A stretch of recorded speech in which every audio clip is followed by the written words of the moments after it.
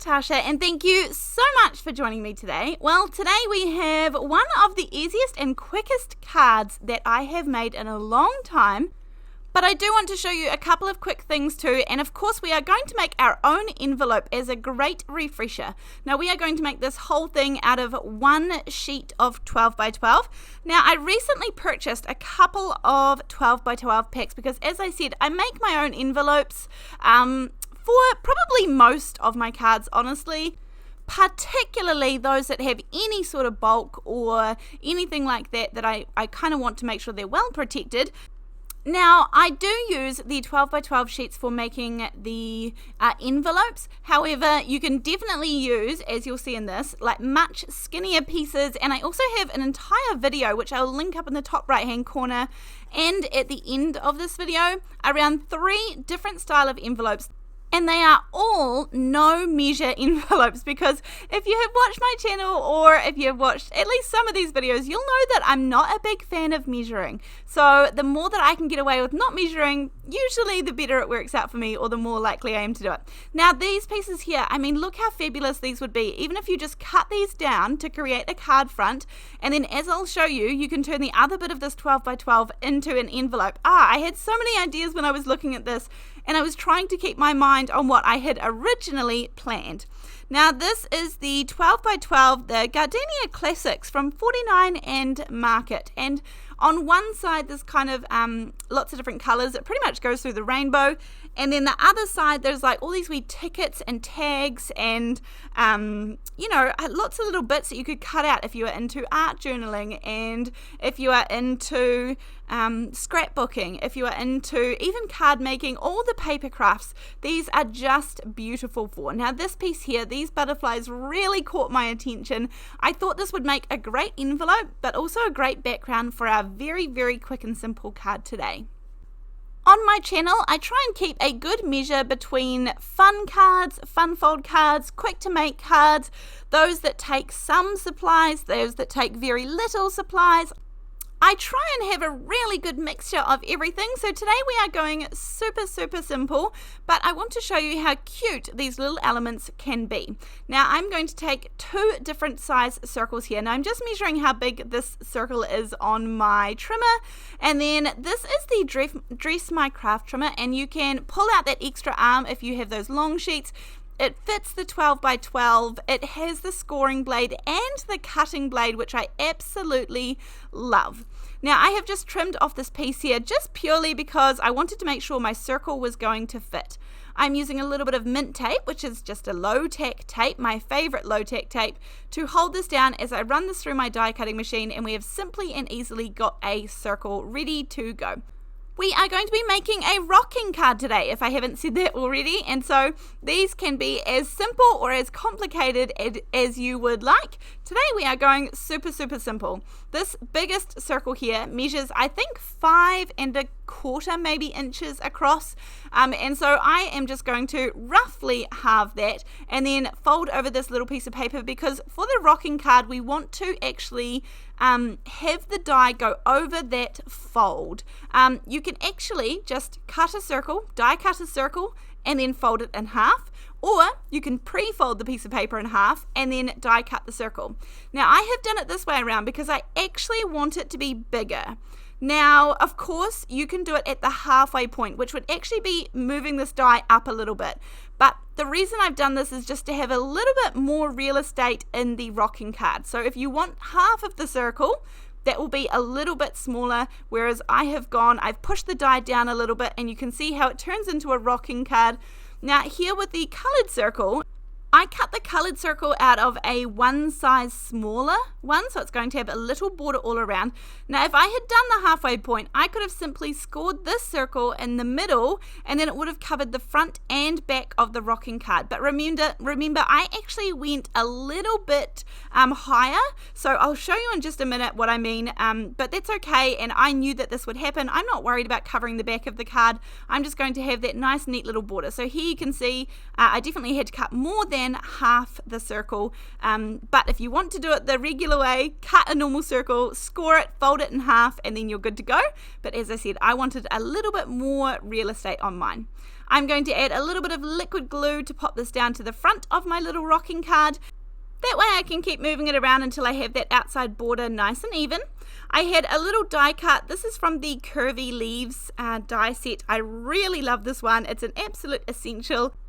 This is just a plain white die cut, and I'm really going to use it to sort of almost ground a little bit my focal points today. Now you can skip this part, or as I said, you can decorate this from however you like, but the rocking card is a simple but really fun card to create. So easy for such a cool card. Now today I'm going to use something a little bit different. This is the Little Birdie Crafts Elephant Birthday Wishes set. Now these are some beautiful, cute little focal points, and these actually have a foam dot or a foam sticker on the back of them. Now you could use that. I am actually going to not use that. So I'm going to take off all of the parts that I want to use and pick off that foam. If I were going to use these, I would add more foam to give them more support all around, or do what I'm doing and pick off the foam, and I'm going to pop these down flat onto my card base. But I do want these to stick up above that halfway line, just for a little bit something extra. And of course I'm going to make an envelope myself, and so I can have as much sticking out as I would like. So I'm just picking off all of that foam, and then I will be able to put these onto my little rocking card with them sticking up, and you won't even be able to see anything from the back because that little foam bit where the foam was will be covered, but it's still nice and plain and white and clean on the back there. So I'm putting glue on about half of this little gorgeous little elephant. I think this is pretty cute, really cute, and I love the little sentiment that says age is irrelevant. I quite like that. And so I've got my little cupcake that's going to go in the center. This is hopefully quite clearly a birthday card. There are lots and lots of these little stickers and things that you can pick up, particularly in clearance sections, etc. So a really good array of these, and card making can be expensive, but we can also make it cheaper. Absolutely, we can do things really complicated, we can do things really simple, you can add less, you can add more. I love the range and the ability that you have to adjust your card making to a level that suits you. So you can see this pretty cute little card. I love setting this down and just seeing it have that gentle little rock. It's really easy. I don't have to sort of sit there and balance it. It just balances really, really nicely. So I'm going to keep this card super plain and simple. As I said, I want to create the envelope as well. And I'm just going to use that other part of the sheet that we had here. Now, I told you that I don't love measuring. So I kind of measure with the physical card. So what I do is I really want I'm going to cut off that little bit of information about the paper that's down the bottom. So we have a clean sheet to work with. And this is obviously the other part of the sheet that I put on the background of the circles. Now I like these butterflies, and I want to make sure that they're facing the right way. I am going to have the white side facing outwards, because that way I still have a really good amount to be able to write an address on this if I'm going to send this via mail. So here, what you can do, two things: either hold your ruler up against it and then I kind of just bend it up, ready to go. This is going to be the top flap, and I wanted to make sure of that because of the butterflies. Or you can just mark it with a pen. I just put one little tiny dot, bring in my scoring blade and just score along there gently so I get a nice crisp clean fold. So we can fold that down. That's going to be the top lip of our envelope. And then here is where I roughly measure. I'm like, yeah, about 4 1/4-ish inches, or I usually give it a 1/4 inch more so that I know I have plenty of space. You don't want the envelope to be tight at all. And so then I'm going to double that, because we're going to fold up the bottom flap. So, if I was making it 4 1/4, I would cut it at 8 1/2 inches. Fold up that bottom bit, because that's going to be the basis of our envelope here.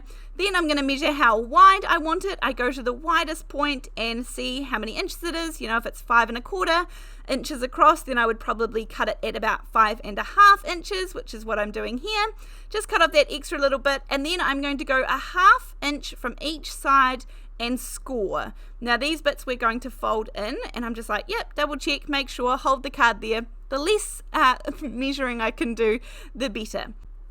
Then I'm going to fold in those little side pieces. Honestly, I feel like when I talk about it, it's much more complicated than it sort of needs to be. Really, just watching this video is a really easy way to do it. And as I said, I have a whole video on a really 3 so simple ways that you can make your own envelope. No matter whether you have slimline cards, square cards, circle cards, rectangle cards, it covers everything. Then I used my trimmer, but honestly, use your scissors if you would like. I am going to cut off all but that end little piece there because those I will fold in so you can see the basic shape of the envelope now. Fold in those little flaps, and this is how quickly it comes together. It takes me a couple of minutes to make an envelope that is custom size for the project that I am working on. And then there's a couple of extra things you can do from here that are kind of nice to have. Now, just so I get this even, I take a little circle punch. You can leave it exactly like that as I have there, or this guides me as to where I want the little dip to be. So I quite like doing both. Then you could always circle punch again if you want another little bit, but this just means that the person who's getting the card out has a little place to sort of grip. You know, they don't have to sort of get their fingers in there. There's sort of a nice little bit where they're able to grip the card and pull it out or put it in, whichever one they are doing.